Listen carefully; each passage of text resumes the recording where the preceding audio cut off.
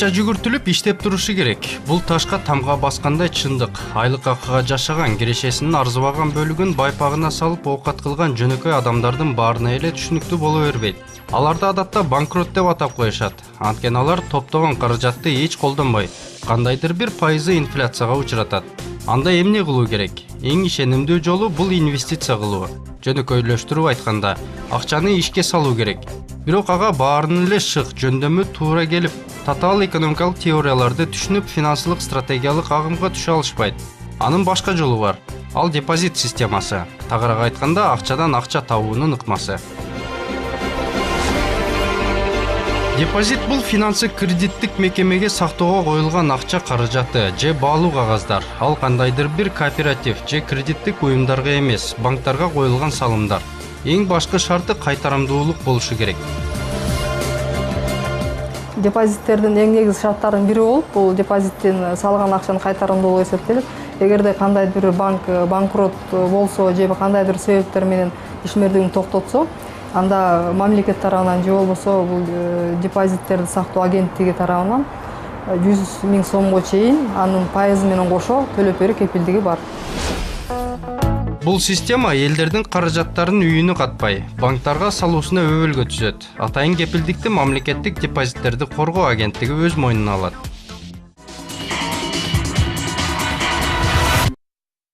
Азыр Кыргызстандын бардык коммерциялык банктары өздөрүнүн депозит системасындагы кызматтарын сунуштап, көрнөк жарнактар ар түрдүү кызыктыруучу жолдорду жарыялайт. Ушундай башта айланткан сунуштардын ичинен кантип көп пайдалуу жана аз тобокелдикти талап кылган жолду тандап алса болот. Финансисттердин ынандыруусуна караганда, көп пайда табуунун артынан чуркоонун кажети жок. Акча салуу боюнча өтө жогорку пайыздан абайлаш керек. Эгерде кандайдыр бир банк өтө чоң пайыздык ченде сунуштаса, ага акча салуудан мурда аны ойлонуу керек.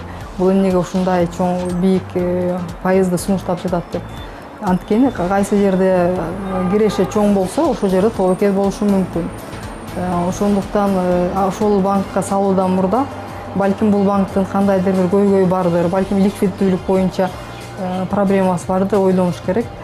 Банк кредит берерден мурда анын тарыхын, ошондой эле финансылык абалын бир сыйра анализдеп, ошол сыяктуу эле кардар акча салаардан мурда анын ошол банктын финансылык абалын жана тарыхын карап туруп, анан салыш керек. Аманатты сактоо жана көбөйтүүчү адистер алгач бир нече тартипти аткарууну аманатчыларга сунушташууда.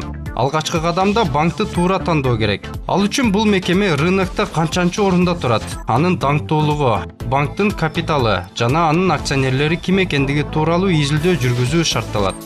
Ошондой эле эл аралык рейтингдеги ордун карап көрүп, андагы алган упайы канчалык көп болсо, ошончолук ага акча салуунун тобокелдиги төмөн деп билсе болот. Эми кайрадан депозиттерди сактоо системасына кайрылып келели. Агенттик бир эсептин пайыздарын жана 100 000 сом кайтарамдуулугуна кепилдик берүүдө. Эгер аманатчынын бир эле банкта бир нече эсеби болсо, баары бир 100 000 сом гана алат. Эгерде аманаттары ар башка банктарда болсо, анда бардыгы өз-өзүнчө компенсация төлөнөт.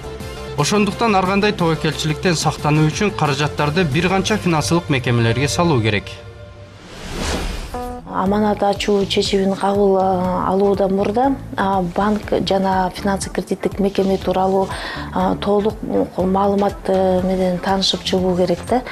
Мисалы, бул аманаттарды ачуу боюнча лицензиянын баары, бул финансы кредиттик мекемелер үчүн аманаттарды коргоо системасында катышуусу, бул банктар үчүн ишенимдүүлүк, бул финансылык абалы жана банктык кызмат көрсөтүү рыногундагы орду, улуттук банктын талаптарынын жана экономикалык нормативдеринин аткарылышы, аманат боюнча пайыздык чен, кызмат көрсөтүүдөгү тарифтердин көлөмү. Экинчи этапта депозиттин түрүн тандоо шартталат. Ал түздөн түз сиздин максатыңызга жараша болот. Негизинен ыкчам жана керектүү учурда колдонуучу аманаттар сунушталат.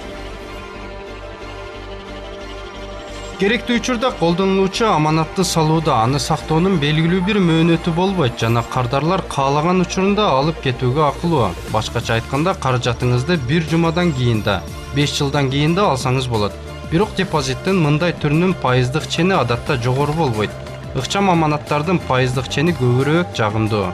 Бирок алдын ала түзүлгөн келишимдин негизинде акчаны мөөнөтүнөн мурда алууга болбойт. Андан соң аманатка акча салуунун мөөнөтүн аныкташыңыз керек. Банк сизге 1, 3, 6 же 9 айлык убактысыз сунуш кылат. Бул кыска мөөнөттүү депозиттер. Ал эми узак мөөнөттүү депозиттер 1 жылдан жогору болот. Эң башкысы валютанын түрүн туура тандоо керек. Аманат акчаңызды сом, доллар же евро менен салуу сиздин эркиңиз. Азыркы күндө улуттук валюта менен пайдалуу инвестициялык пайыздарга жетсе болот. Бирок адистер аманатты туура бөлүштүрүүнү сунушташат. Чет мамлекеттик валютадагы аманаттар улуттук валютага салыштырмалуу көбүнчө төмөнкү пайыздык чен менен белгиленет. Бул бир катар факторлор менен байланыштуу. Анын бири жеке жактардан валюталык аманатты алып жатып, банк тобокелдикке барат. Анткени мында ички конвертация жана валюталык курстун күтүлбөгөн өзгөрүүлөрү болуп кетиши мүмкүн да. Депозитти тереңирээк тандап алыңыз. Сактык киреше берүүчү аманат, ошондой эле топтолуучу жана универсалдык депозиттер. Алар эсептерди толуктоо системасы, пайыздык чендер жана төлөм эрежелери менен айырмаланышат. Банктарда негизинен депозиттер ар башкача аталышы мүмкүн. Алар пайыздык жана пайызсыз болуп бөлүнөт, бирок алар негизинен 3 топко бөлүнөт. Алар талап боюнча, мөөнөт боюнча жана сактык болуп. Бул мөөнөт боюнча бул кандайдыр бир мөөнөткө же белгилүү убакытка белгилүү пайыздык чен менен келишимдин негизинде салынган акча. Ал эми бул сактык өзүнүн аты айтып тургандай эле бир нерсени алуу үчүн же болбосо кандайдыр бир окуяга бир нерсе олуттуу нерсеге акча чогултам десе, кардар ошого токтоо үчүн, бул сактоо үчүн ошондой деп аталат, сактоо үчүн. Ал эми бул универсалдуу деген да депозит бар. Бул мөөнөттүк менен талап боюнча депозиттин ортосундагы гибрид деп койсок да болот. Бул аябай кардар үчүн ыңгайлуу, анткени бул каалаган учурда өзүнүн депозитин алса болот. Банкты жана аманаттын түрүн тандагандан кийин келишимдин алдына кол тамгаңызды коюуга ашыкпаңыз. Бардык пункттар менен таанышып чыгыңыз. Балким сизге шарттары жакпай калып, депозиттин түрүн же банктын өзүн алмаштырууну чечесиз. Айрыкча сиздин салган аманатыңыз корголо тургандыгына көңүл буруңуз. Ошондой эле кийин пайыздык чен өзгөрөбөсүн билүү зарыл. Бул пайыздык чендер дагы өзгөрбөйбү кандай болушу жогоруда айтылгандай эле бул банк менен кардардын ортосундагы депозиттик башкача аманаттык келишимде көрсөтүлгөн. Эгер ал жакта өзгөрсө болот десе, анда өзгөрүшү мүмкүн. Бул негизинде мисал практика көрсөткөндөй, мөөнөттүк депозитти кардыр кандайдыр бир мөөнөткө салган болсо, ал ошол мөөнөттөн эрте алса, анда мурунку башкы пайызга караганда азыраак алып калышы мүмкүн. Аманатыңызды мөөнөтүнөн мурда кандай шарттарда ала аласыз? Билип алууңуз керек. Эгер акчаңыз келишимде белгиленген мөөнөттөн узагыраак убакытка чейин банкта кала турган болсо, кандай шарттар калат? Депозиттин мөөнөтүн андан ары узартуу мүмкүнбү деген суроолорго сөзсүз жооп алыңыз. Бул сизди башка банк издөодөн жана ушул сыяктуу кошумча түйшүктөрдөн арылтат.